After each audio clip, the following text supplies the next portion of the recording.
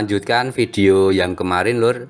Pada video ini kita akan mencoba mempraktekkan teori imbal dan sekaran bonang yang sudah kita pelajari pada video sebelumnya. Pada video ini kita akan mempraktekkan imbal jilu-jilu, romo-romo, dan juga lunem-lunem. Kita juga akan mempraktekkan sekaran bonang dari seleh siji sampai dengan seleh 6.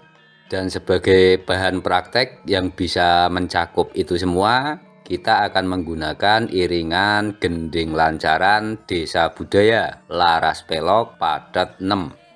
Sebelumnya perlu saya sampaikan kalau materi yang akan kita praktekkan ini ditujukan untuk sesama pemula atau yang baru belajar gamelan.